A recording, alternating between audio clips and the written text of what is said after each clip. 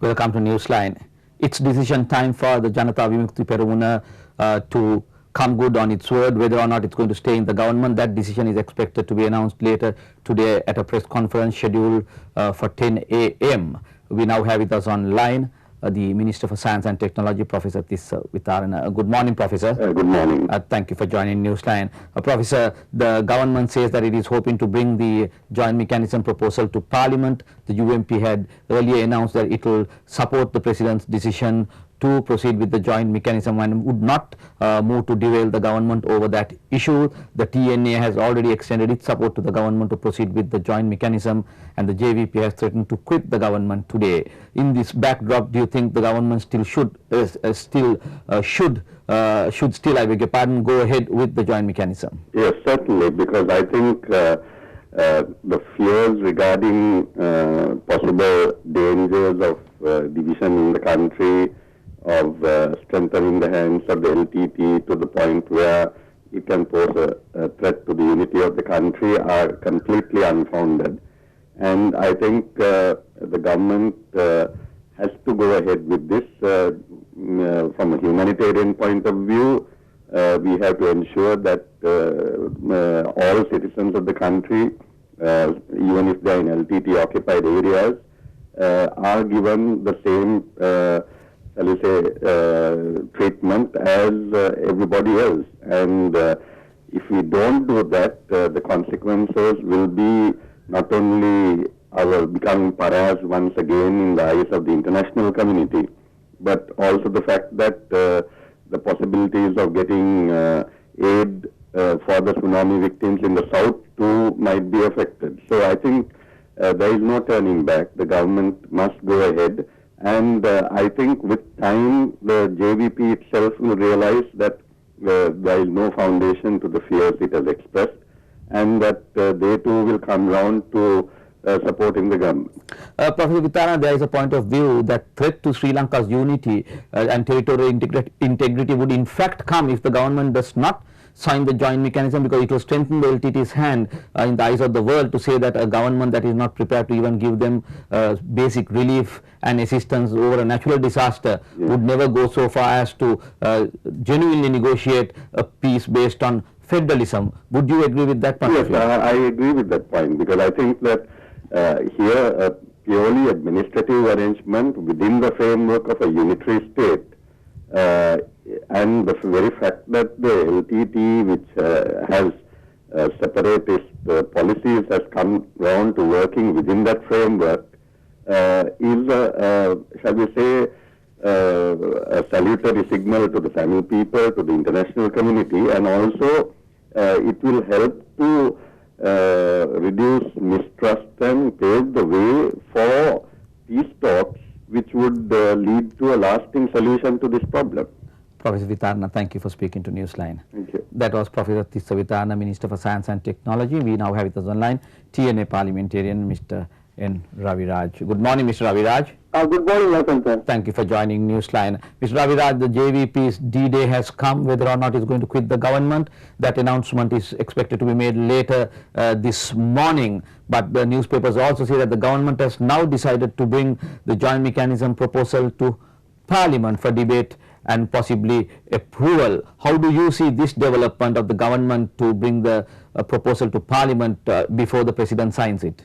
I see, Lasantha, this is going to be another fertile exercise, and also, especially at this juncture, when there is this kind of pressure and this kind of agitation that are going in this country, and this is going to exacerbate the situation, and thereby the problem will be not solved. And President has all the powers, and she knows her party is supporting, UNB is supporting, TNA is supporting. Why is it going to prolong this agony? And the people are suffering, and every day there are protests. We are also doing protests for the sake of joint mechanism, and people are against it, also doing protests. Ultimately, the normal people are suffering, and the last 2-3 weeks, we have nothing that's been done in this country, in every aspect. So, Lasantha, without going for these matters, and when you go to the Parliament, this will be another show like year 2000 Constitution being brought. Of course, Constitution had been to the Parliament, and you know what happened that day. So, these are things President has enough, he has also the power. And then she was dissolving the parliament. Last government was dissolved. She just dissolved it without anybody's notice.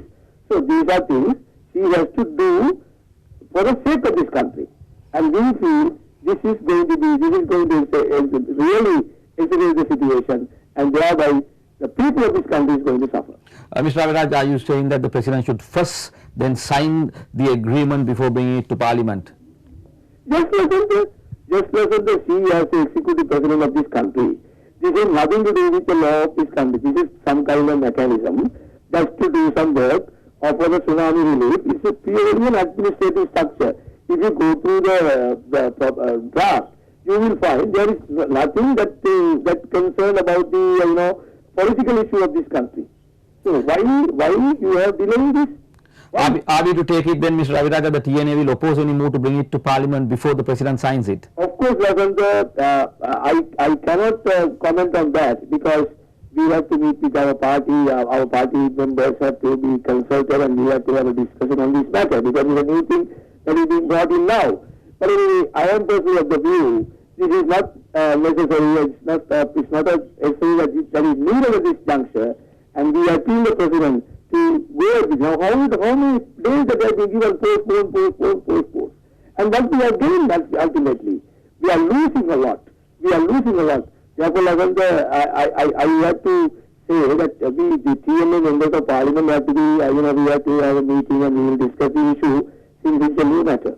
Mr. Raviraj, according to the newspaper, the President had given an assurance to the TNA delegation that met her, I believe, on Sunday, that she would not bring this to Parliament because it would only aggravate the problem. Would that be correct? Of course, this was the assurance that she has given to the leaders who met with her on last Sunday. Of course, I was not in that delegation. I was in just at that time. So it was she had given this kind of assurance. It is generally the President always say something, and then of course it's a matter that she postpones it or she doesn't do this. But I hope at least this is enough. We have suffered enough. Our country is suffering enough. Our economy is going down. Every day, day by day, the prices are going up. If these people who are opposing this matter should realize this reality, they should see this reality. If they really want a country, if they are really thinking for the people, they should look into this matter and support the President to go ahead with this joint mechanism. After all, what is this? This is going to, this is a relief work that to be carried on for the people who have suffered immensely by the tsunami attack on us. So this is the thing we have to think about. Mr. Raviraj, thank you for speaking to Newsline. That was TNA parliamentarian Mr. Raviraj. We now have with us the line spokesperson for the United National Party, Professor G.L. Pires. Good morning, Professor. Good morning. Thank you for joining Newsline. Professor, newspaper reports indicate today that the government is planning to bring the joint mechanism proposal to Parliament for approval. Now, the United National Party leader, Mr. Ranil Wickremetunge, met with the President earlier in the week. There were also reports that the UMP had said that it will not try to derail the government over this issue. You yourself made that announcement yesterday. In that backdrop, how do you see this move by the government to bring this proposal to Parliament, and what would the UMP's position be? I think it's one more attempt at evasion. The constitutional system that we have in our country assigns certain duties to the executive, other functions and responsibilities to the legislature. This is a matter that falls squarely within the ambit of the executive. So it is for the President to make a decision. We have made that abundantly clear. Bringing it before Parliament is a totally meaningless exercise. Parliament has no role in this matter at all. President Jayawardena did not bring the Sri Lanka Accord to Parliament before signing it, nor did Prime Minister Ranil Wickremetunge bring the CFA to Parliament before it was signed. So the President must fulfill her own responsibility. She cannot continue to refuse to make decisions. She must basically do her job. That is what we would have to say about that. Professor, the TNA member of Parliament, Mr. Raviraj, also voiced concern about the decision of the government to bring this before Parliament and said he was personally opposed to such a move since it would only help aggravate the issue. Now, there were earlier media reports that Mr. Ranil Wickremetunge himself had indicated that the UMP would not back any move to bring this to Parliament before the President signs it. In fact, that the UMP would even boycott the sessions if that was to be the case. Would that be correct? Yeah, that is a logical course of action. I mean, there's no need for us to participate in what is basically a farcical exercise. We would detach ourselves from it. We would boycott the proceedings simply because Parliament has no role in respect to this matter. We have told her what we have to say. We have indicated very clearly to her that the time has come, in fact the time had come a long time ago for her to take decisive action, and we would not in any way be party to what is in substance a charade. Professor, there is one other issue that has been making headlines recently. That's of course the presidential election. The UMP had said that it's pushing for a presidential election and that it would not try to topple the government over this issue. Now, are you expecting the presidential election to be held this year or next year? And if so, what is the basis for your timing? Well, it is definitely to be held this year. That view we have consistently expressed. And under Sri Lanka's constitution, although the president has some flexibility with regard to the first term, where she can bring forward the date of the election at her discretion after 4 years have elapsed since the date of the election, there is no such flexibility in respect of the second term.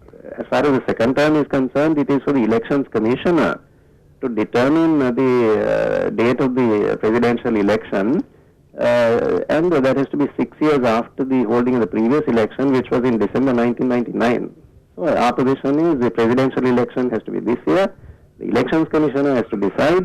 As far as we are concerned, that is the only solution to the country's problems.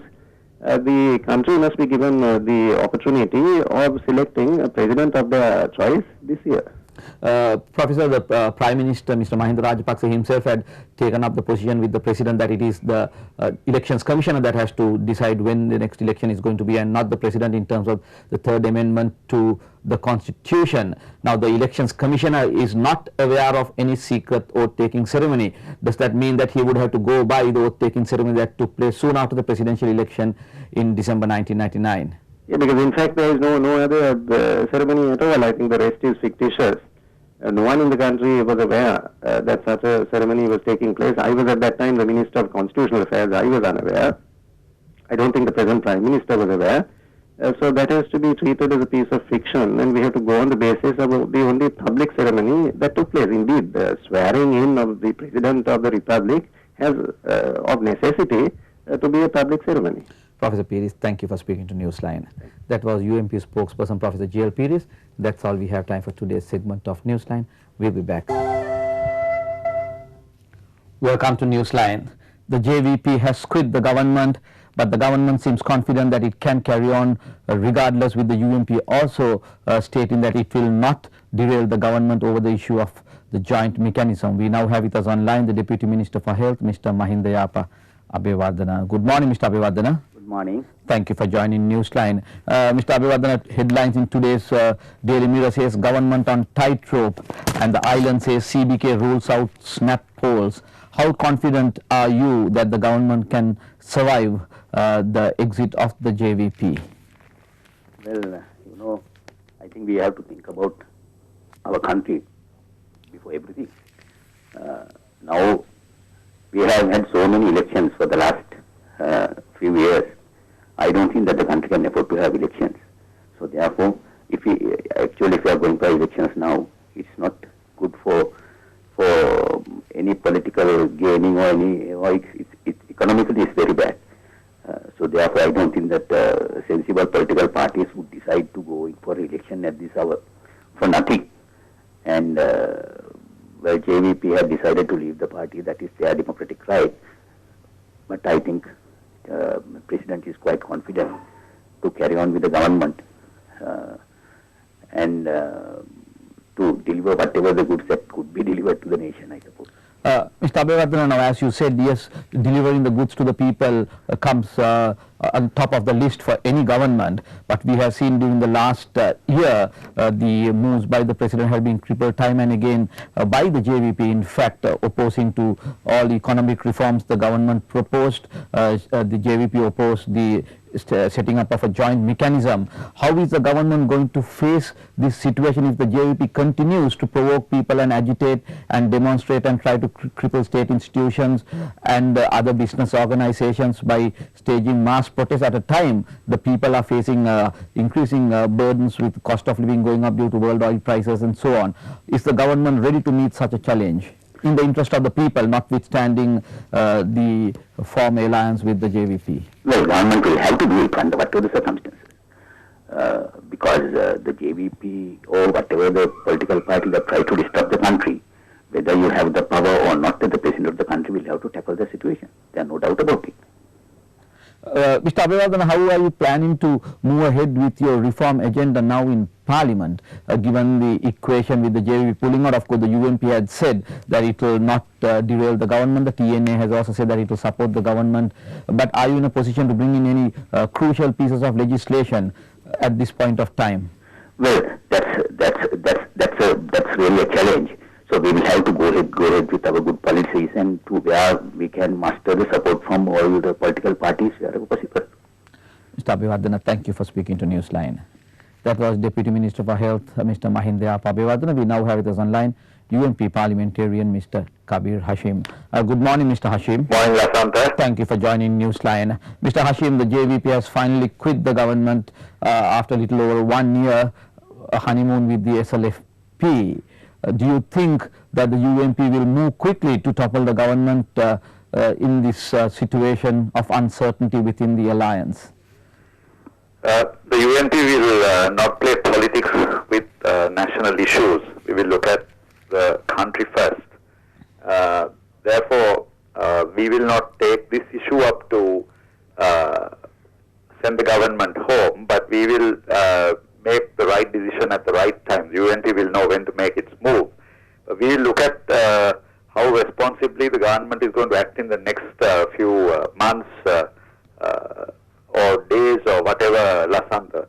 What I would think is that the JVP has never acted responsibly in the interest of the nation. If you look back in history, in when Mr. J.R. Jayawardena, His Excellency J.R. Jayawardena signed the Sri Lanka agreement, which today by far is a agreement that everybody accepts.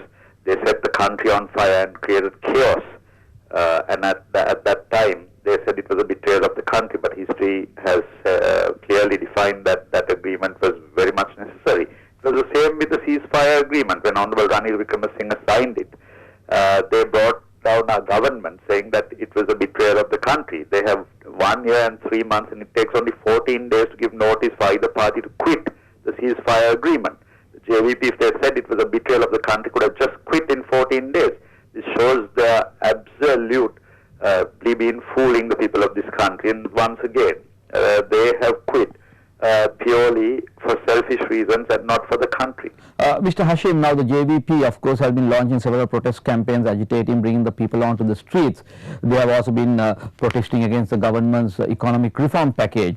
Now, how do you think the government should meet the challenge if the JVP continues to agitate and take to the streets and cripple the economy? Because at the end of the day, whether it's the government ruling party or the main opposition, the UMP, you are all accountable to the people and are supposed to look after the people's interests. How would the UMP back up the government in such a situation where the JVP would attempt to cripple state services? We are not going to play a role of propping up anybody, Lasantha, but we have the national interest at stake. The JVP, I don't know what moral right they have to come out now and protest, because this is their government according to them. I can't understand how they can say they are quitting when they said that this is our government, and if anybody wants to quit, let it be the SLFP or the other partners, because they said they call the shots. So everything that has happened, anything that has been done, they are responsible. They are only trying to now not take responsibility for unpopular measures. If they had to move out, then they should have taken up other issues which would have been more relevant, because they promised the Samurdhi beneficiaries all their payments. They didn't pay them. They promised graduate employment in 3 months. Not one graduate is employed up to now. The cost of living has gone sky high and the poor have become poorer. And now on Mr. Somawan Samarasinghe is speaking about giving a glass of milk to school students. Their manifesto says that every school child will be given a glass of milk. They have not been even given a glass of water. Even the water that they were being given is deprived. The JVP should have resigned 6 months ago if they stood to their principles, or they should have kicked out the other partners and committed to their promises. So I believe that the people of this country will see through this, and people such as Mr. Somawan Samarasinghe, who leads the JVP, lives half his time in England and half his time in Sri Lanka. They want chaos in this country, because if you take free education, they've been depriving children of going to universities, they've been creating chaos. People such as Mr. Somawan Samarasinghe have got there while he was in prison. He was in prison and he did his diploma in engineering, London-based exam in engineering diploma. But when a Sri Lankan student wants to do that, then they deprive them, saying that they should not have private classes or private institutions. So these people talk without any basis, and therefore I believe that the citizens of this country will see through all this. Mr. Hashim, there is also a school of thought that the JVP may not be as vociferous as they were earlier while in government, because they are concerned that the government might, and the president in particular, might crack down on the JVP, and particularly Mr. Somawan Samarasinghe, who was basically a fugitive who had escaped from this country and was brought back by the president by giving him a new passport, and that there were several cases pending against him, including robbery of state banks, jewelry and so on, and that as a result, now that they have gone back to the opposition, that they will act with greater caution because the president may move against Mr. Samarasinghe. Do you think that is a possibility? It's quite a possibility, Lasantha, because I've read in the papers recently that a man was arrested for stealing a loaf of bread from a woman who was walking down Mount Lavinia. The man robbed the loaf of bread because he's starving, his family is starving. That's the state of the economy today. And that poor man was arrested. I don't know what punishment he got. If you can arrest a poor man who stole a loaf of bread, then people who have robbed banks and killed thousands of people should also be punished in the same way. So the president must make up a mind. Mr. Hashim, the JVP, Mr. Somawan Samarasinghe had also said that despite them quitting the government, they will ensure that the UMP will never be returned to office. How would you respond to that statement? It is not for Mr. Somawan Samarasinghe or the JVP to decide whether the UNP will be returned power. It is for the people of this country to decide that, because nobody else has the right to say when we will return power other than the citizens of this country. And that clearly states that on one side, the JVP is saying that this government has betrayed the country. That means that this government should not be in office.